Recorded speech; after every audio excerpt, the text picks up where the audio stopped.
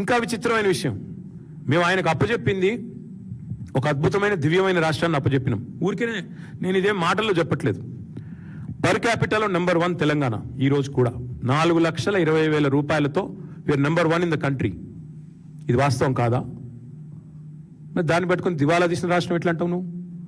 SOTRలో state own tax రెవెన్యూస్లో number 1 Telangana. GSDP పెరుగుదలలో number 1 Telangana. అట్లాగే దర్జాగా ఉన్న రాష్ట్రాలలో, పెరుగుతున్న రాష్ట్రాలలో నెంబర్ 1 తెలంగాణ. నీకు చేతనైతే లేదు. నెంబర్ 1 స్టేట్ ఏమైంది? చివరికి పోయి ఓటుకు నోటు కేసులో నెంబర్ 1 A1కు దొరికిపోయింది. అందుకే ఇవాళ ఏం జరుగుతున్నది? వరుసగా మీ పరిపాలన రాగానే 2 ఏళ్ళు రెవెన్యూ లోటు, మీరు ఇవాళ 2 ఏళ్ళు వరుసగా రెవెన్యూ డెఫిసిట్. తగ్గుతా ఉన్నాయి, అన్నీ తగ్గుతున్నాయి. నేను ఆయన మాట్లాడుతుంటే ఇంకా ఆశ్చర్యం అనిపించింది నాకు.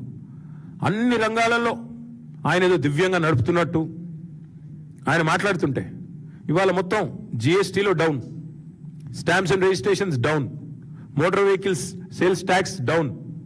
అన్ని రంగాలలో వైఫల్యం నీది కదా. ఒక్క మందుగమనం తప్ప మిగతా అంతా మందగమనమే కదా. ఇది వాస్తవం కాదా? నేను ఆయన మాట్లాడుతున్నాడు, లిక్కర్ ఏదో బాగా పెరిగింది కేసీఆర్ టైంలో.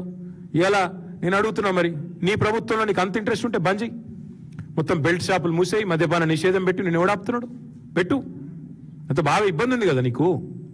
ఇది చేత కాకుండా ఇష్టం వచ్చిన మాటలు ఏం చేసినావు నువ్వు? అడ్డగోలుగా అప్పులు తెచ్చావు 4 లక్షల కోట్లు. అడ్డంగా ఎక్కడికక్కడ భూములు అమ్ముతున్నావు. అందులో మొత్తం సగం మళ్ళీ నీ అనుయాయులకు, నీ బ్రదర్స్కు, ఇవన్నీ కూడా.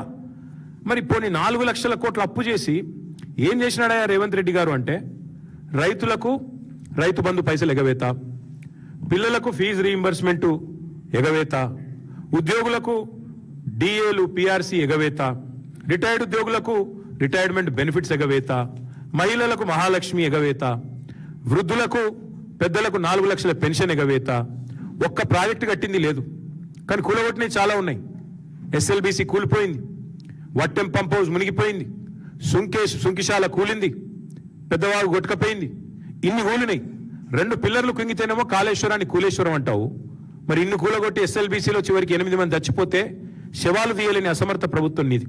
అందుకే నేను రేవంత్ రెడ్డి గారికి చివరిగా చెప్పేది ఒకటే, మీరు ఎంత ఏడ్చినా, ఎంత గగ్గోలు పెట్టినా, తెలంగాణ ఇవాళ దేశానికి అన్నపూర్ణగా అవతరించింది అంటే దానికి కారణం కేసీఆర్ గారి సమర్థ నాయకత్వం, తెలంగాణ రైతు కష్టం. తెలంగాణ రైతు ఇవాళ పంజాబ్ని, హర్యానాను తలదన్నే విధంగా పంటల ఉత్పత్తిలో నెంబర్ 1గా నిలబెట్టింది. ఎందుకు? కేసీఆర్ గారు చేసిన ప్రయత్నం వల్ల. రైతు చల్లగా ఉండాలని చెప్పి కేసీఆర్ గారు అప్పు చేసినా, 2,80,000 కోట్ల అప్పు చేసినా, కేసీఆర్ గారు రైతు మీద 5 లక్షల కోట్ల పెట్టుబడి పెట్టిండు 10 ఏళ్లలో.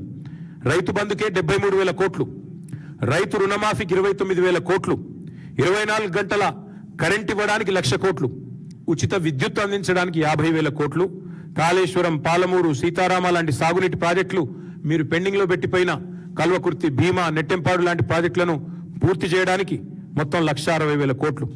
ఒక్క ధాన్యం కొనుగోలుకే 10 ఏళ్లలో కేసీఆర్ ప్రభుత్వం ఖర్చు పెట్టింది 1,32,000 కోట్లు. మిషన్ కాకతీయతో చెరువులు బాగు చేయడానికి ఖర్చు పెట్టింది 5,500 కోట్లు. రైతు బీమాకు ఖర్చు పెట్టింది 6,000 కోట్లు. రైతు వేదికలు, రైతు కల్లాలకు మళ్ళీ 1,000 కోట్లు. అంటే మొత్తం కలిపి 5 లక్షల కోట్లు కేసీఆర్ గారు రైతుల మీద ఖర్చు పెట్టిండు. కాబట్టే మరి ఈరోజు తెలంగాణ భారతదేశంలోనే అన్నపూర్ణగా అవతరించింది. ఇక చాలా చేశాం, కానీ ఇవన్నీ నేను చెప్పను. మేము మోటార్లకు మీటర్లు పెట్టమని చెప్పినాం, తెగించినాం. నువ్వేమో ఇవాళ బడేబాయి భయానికి, కేసుల భయానికి తప్పించుకునే క్రమంలో భాగంగా రైతుకు ఉరిబెట్టే ప్రయత్నం చేస్తా ఉన్నావు, రైతు డిస్కమ్ పేరిట. కాబట్టి రేవంత్ రెడ్డి గారు ఇకనైనా సరే, మీకు కేసులు పెట్టుకోదలుచుకుంటే, మమ్మల్ని తూలనాడదలుచుకుంటే, దూషించదలుచుకుంటే అది నీ తెలివి తక్కువతనానికి నిదర్శనం. దానికి మేము చేయగలిగింది లేదు. కానీ దయచేసి తెలంగాణను దూషించకు. తెలంగాణ ముఖ్యమంత్రిగా ఒక సిరి సంపదలు కలిగిన ఈ రాష్ట్రాన్ని, కష్టపడే ప్రజలున్న ఈ రాష్ట్రాన్ని దయచేసి మాటలతో, సూటిపోటి మాటలతో మరి అందరి ఆత్మస్థైర్యాన్ని దెబ్బతీసే విధంగా, అన్నదాతల ఆత్మస్థైర్యాన్ని దెబ్బతీసే విధంగా మాట్లాడవద్దని కోరుతూ, మరి నిజంగా కూడా నీకు చిత్తశుద్ధి ఉంటే we are ready for your challenge అన్నావు కదా నిన్న. ఎక్కడ పెడతావో పెట్టు. వరంగల్లో పెడతావా, అశోక్ నగర్లో పెడతావా, ప్రెస్ క్లబ్లో పెడతావా, అసెంబ్లీలో పెడతావా, నువ్వు ఎక్కడ చర్చ పెట్టినా, రేపు పెడతావా, ఎల్లుండి పెడతావా, అవతల ఎల్లుండి పెడతావా, నీ ఇష్టం. ప్లేసు, డేటు, టైం నీ ఇష్టం. We are ready. 10 ఏళ్లలో మేం చేసింది ఏందో, 2.5 ఏళ్లలో నువ్వు చేసింది ఏందో రైతుల విషయంలో చర్చకు మేము సిద్ధంగా ఉన్నామని చెప్పి మళ్ళొకసారి తెలియజేస్తూ మీ అందరికి కూడా ధన్యవాదాలు.